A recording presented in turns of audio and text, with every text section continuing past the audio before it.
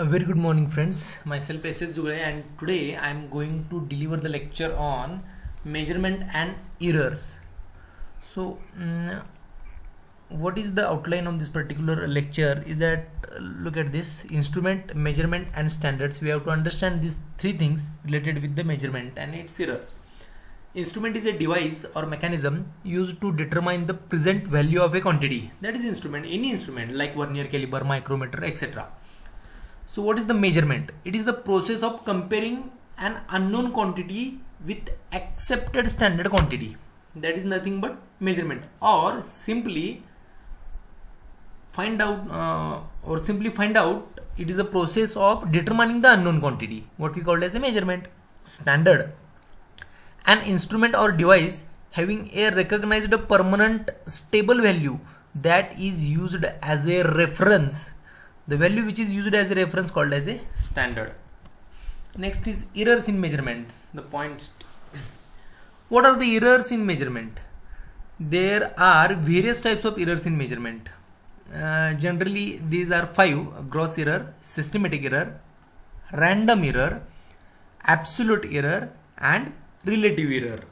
So what is the error? First of all, it is the difference between, or it is the difference of deviation from the true value of the measurable quantity, or also it is defined as error is nothing but difference between actual value and true value is nothing but a error. So it is the difference or deviation from the true value. Next is in case of measurement, it is the difference between true value and measured value. In case of percentage error, it is true value minus measured value divided by true value into 100. So what is the percentage accuracy then? 100% minus error percentage is nothing but accuracy. That is accurate. So what are the errors in? Errors are generally categorized under the following three major headings. Number 1, gross errors. Number 2, systematic errors. And number 3, random errors. Out of 5, these are the most 3 important errors. So one by one we go for the evaluating for the same or understanding of the same. Number 1, gross error.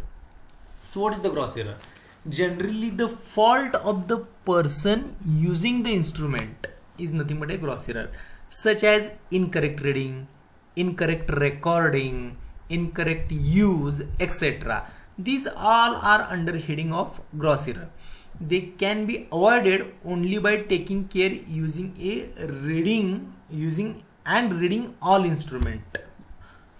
Proper precaution to be taken while reading all this instrument to eliminate the gross error is the best way. So next is a systematic error.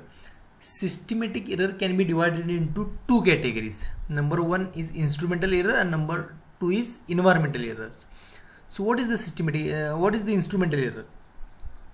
These are errors inherent in measuring instrument itself because of their electrical and mechanical structure. Example, stretching of the spring in a dial indicator. So excessive stretching in the spring in the dial due to its elastic deformation, it results in a instrumental error because this error is instrument itself. So it is called as a instrumental error. The instrumental error may be avoided by, selecting a suitable instrument for a particular measurement application. Example, if you have to measure a thickness of a small slip gauge, then you have, or small part, then you must use a vernier caliper or micrometer. For measuring the thickness, you can't use the depth gauge or height gauge. Selecting a suitable instrument is most important. Second is calibrating the instrument against its standard. This is most important part. Calibration is a heart of any measuring system, because without calibration, if you use the instrument, it will always give the wrong reading. So calibration is a process in which your instrument is compared with the standards, and if there is some deviation, you take the corrective actions. So calibrating the instrument is another way to avoid the instrumental error. Next is environmental error. These error at name indicates these error are due to the condition external to the measuring devices, including conditions in the area surrounding of the instrument. Example, temperature, humidity, air pressure, etc. Suppose low coefficient of temperature, low coefficient of expansion is the best example. While handling the vernier caliper or any other measuring standard instruments, you can maintain the temperature of lab is near about 18 degree to 22 degree. That is it will give the best reading. So this is the example of environmental error. Errors in measurement. Next is the random error. This is third error. These errors are due to the unknown causes and occur even when a small systematic errors have been accounted for. Random error we cannot decide it in exact way because the variation cannot be corrected by any method of calibration or other unknown method of control. Random errors occur randomly. These errors may be avoided by increasing the number of readings and using the statistical means to obtain the best approximation of the true table of the quantity under measurement. Next is relative error. Relative error is the ratio of the size of the absolute error to the size of the measurement being made. That is, relative error is equal to absolute error divided by its value. For example, at name indicates it is relative to each other. Means what? For example, let's say two people measure a rug with a meter stick. One person measures a length and the other person measures the width. The meter stick is accurate within 1 mm, which means the absolute error is 0.001 meter. So this is the example of relative error. Next is absolute error. Absolute error may be defined as the difference between the expected value of the variable and the actual measured value of the variable. Means what? Yn minus xn means what? Where e is equal to absolute error and yn is the expected value. Suppose we have expected up to 50 mm and its measured value is 51 mm or rather 49 mm. So it is the algebraic difference between the expected value and measured value, what we called as a absolute error. Next is characteristics of measurement. This is the first part, what we call as error. Second part is the characteristics of the measurement. That is accuracy, precision and resolution. You already know that the degree of exactness of a measurement compared to the expected value of closeness to the true value called as accuracy. It is also depends closeness to the true value is called as accuracy. Precision. It is the repeatability of the measuring process is nothing but precision, or it is also defined as a measure of consistency or repeatability of the measurements. Next is resolution. This is the smallest change in measured quantity that can be observed. Suppose we have to measure quantity is 20.005 mm. The smallest change in before 005 it will comes 004. Then the smallest change that can be observed by any observer or worker, what we call as a resolution. So significant figure is another characteristics of measurement, and it is defined as an indication of the measurement is obtained from the number of significant figures in which the result is expressed. Result can be expressed in a significant way. So this is called as a significant way. Significant figures convey the actual information regarding the magnitude and the measurement precision of a quantity. The more significant, the greater precision of a measurement. Next is measurement standards. There are different standards of measurement. Measurement standards are broadly classified into 4 categories: international standards, primary standards, secondary standards and working standards. So what is the international standards? The standards which is accepted internationally called as the international standards. In short way, they are defined by international agreement and are maintained at the International Bureau of Weights and Measures in France. There is a international organization, what we call as the International Bureau of Weights and Measures, which decides the international standards. These are accurate as it is scientifically possible to achieve. They may be used for comparison with the primary standard, but otherwise unavailable for any other applications. Next is primary standards. So what are the primary standards? These are maintained at institutions in various countries around the world like India, Australia, New Zealand, etc., such as the National Bureau of Standards in Washington. These are accurate as it is scientifically possible to achieve. Example, 1 kg weight. It is a primary standard. It can be accurate and it can be scientifically possible to achieve. So they are also constructed for the greatest possible accuracy, and their main function is checking the accuracy of second standard. These are the prime source to calibrate the secondary standards. That's it. What we called as a primary standard. It acts as a reference base for any other major standards like secondary or tertiary standard.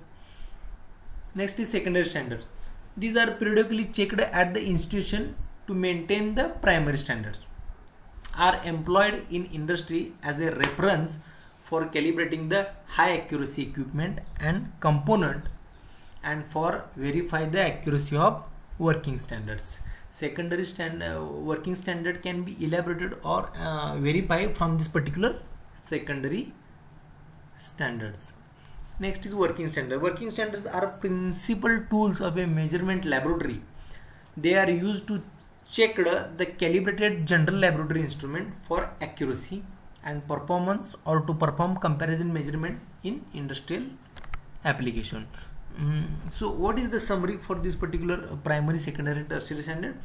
Secondary standards are more accurate than the working standard and are used throughout the industry for checking the working standards and for calibrating the high accuracy equipment. So what are the primary standards? Primary standards are more accurate than the secondary standards. They are maintained to the highest possible accuracy by National Institute as a reference for calibrating the secondary standards, and international standards are maintained by international agreements and may be used for checking the primary standards.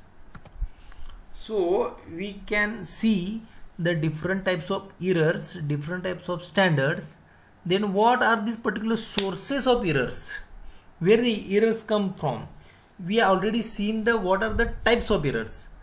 In the last session we have to deal with the sources of errors. So wrong observation is the first source where error can be come, or error can be come into the measurement. So when human factors are involved in the measurement, the capability of individual observer affects the accuracy of measurement. That means capability of each and every person is different for the measurement. This occurs due to the poor capabilities and carelessness of the operators. The observation errors examples are wrong reading, wrong calculations, wrong conversion, wrong recording data, etc., etc. Each and every person have its own view or own thinking for the calculation or for the taking reading or for the conversion. So it will be an observation error. This error eliminates by using a modern instrument having digital display. If we replace the simple micrometer with the digital micrometer, the observation error can be eliminated. Second is alignment error. So what are the alignment errors? These errors based on the Abbe's principle of alignment, which states that the line of measurement of the measuring component, this is the line of measurement of the measuring component, should coincide with the measuring scale or axis of measuring instrument. this is the axis of the measuring instrument, this is the actual and this is the axis of the measuring instrument. These both two are must be coincide with each other while taking the measurement. If this not happen, there is a definitely error. Cosine error will be developed generally while measurement of given job is carried out using dial gauge or steel rule. Look at this. This is actual axis and this is the axis of the scale to be measured. If both these are not coincide, there is a error, because actual measured length is from this point to particular this point. Actual length is, look at this, this is the actual length, this is actual length L from this point to this point, but measured length is from this point to this point, that is L cos theta. Measured length is equal to L and we can measure the Ls cos theta. So this is the error, alignment error. Next is elastic deformation. Suppose we have to measure a long solid bar. In that particular case, when we rest this particular long solid bar in a 2 points having a distance L, which is large distance apart, these are the two locators which is situated at a large distance, then due to its own weight of the bar, its natural axis bend like this, and hence error will become. Suppose long bar due to improper support or due to self weight may be undergo a deflection or may be bent. As shown in figure, due to the less or high distance between the support, a long bar tends to deform and hence error will become in the measurement. Next is a dirt error. Sometimes dirt particles or dust particles can enter in the inspection room through the door, windows, etc., or from the human, etc. These particles can create a small dirt errors at the time of measurement.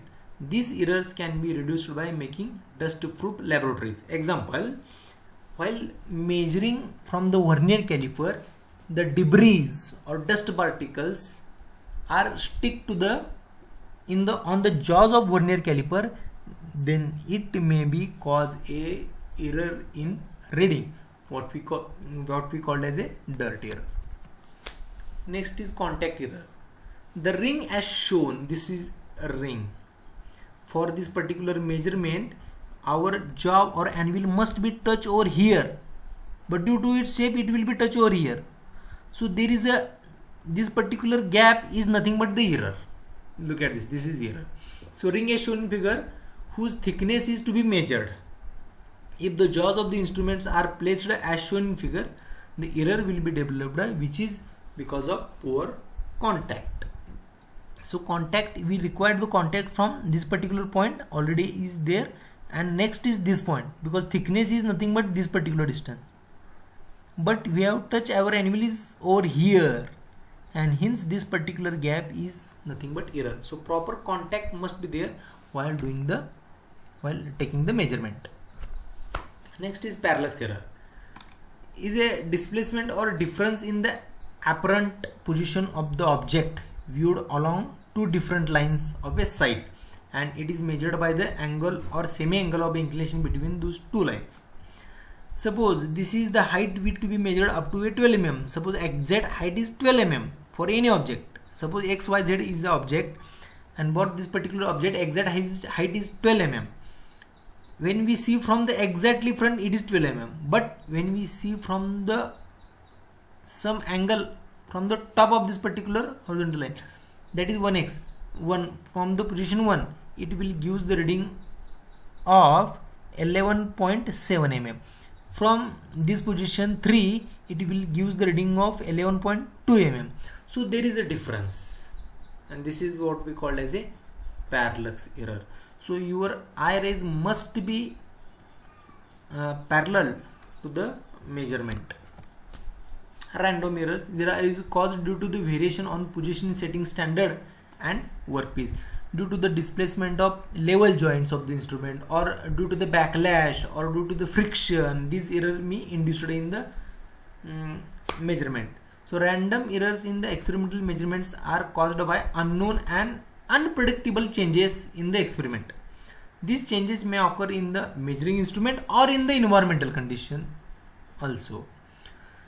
So these are the different types of measurements in errors and sources of errors. If you have any query regarding the measurement, then just comment in the comment box. Thank you very much.